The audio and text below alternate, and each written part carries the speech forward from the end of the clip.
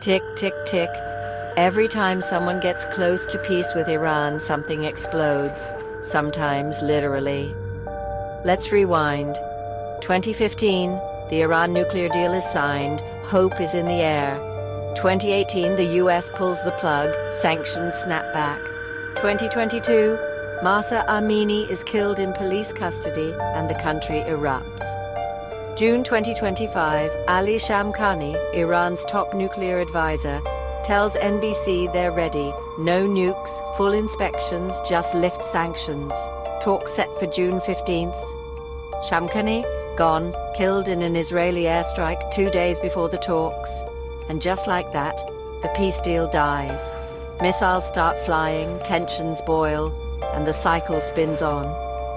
Now let's get real. Israel definitely escalated with that strike.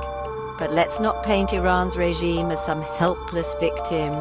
This isn't the story of a bullied nation. It's a brutal theocracy, always talking peace for the cameras while building chaos behind the curtain.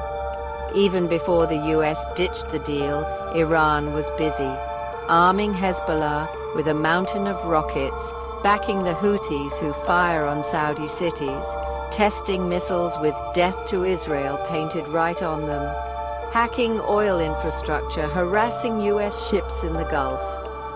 And yet every time things go sideways, it's always someone else's fault. The US did it, Israel did it. But the truth, this regime was destabilizing the Middle East long before Trump, sanctions, or these latest strikes.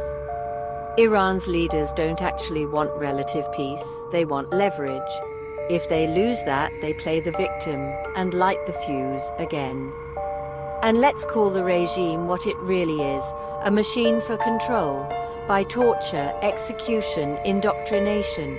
In 2023 alone, 834 executions, teenagers hanged just for protesting, women beaten for showing their hair, civilians forced into proxy wars, all while the economy tanks from corruption and inflation. Look, this isn't some anti-war government. Iran's regime is war. It exports terror, imports repression, and then acts shocked when the world pushes back. And now, after the Israeli airstrike, Netanyahu's already moving pieces to pull the US into another regional mess. Same pattern. Diplomacy gets killed, then Washington gets the late-night call. But here's the real kicker. Even if the world and the USA wanted a deal, Iran's nuclear sites are now buried deep, up to 800 meters inside mountains. Inspectors? Blocked.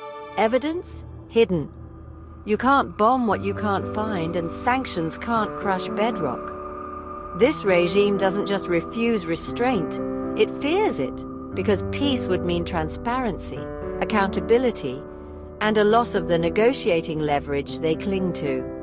So yes, Israel pulled the trigger. Yes, the US withdrawal broke the momentum. But the darker truth, Iran's regime has been the real trigger all along. Millions of Iranians are trapped by this nightmare. They deserve peace, they deserve freedom, but their rulers weaponize faith, culture, and fear to keep their grip. So the next time peace talks collapse, ask yourself, who benefits when diplomacy dies? Who sabotages peace because it threatens their power? And who keeps lighting fires, then blaming others for the smoke? Responsibility is the first step. Action is the only cure. This is Ayman, signing out. Remember, responsibility and action spark change.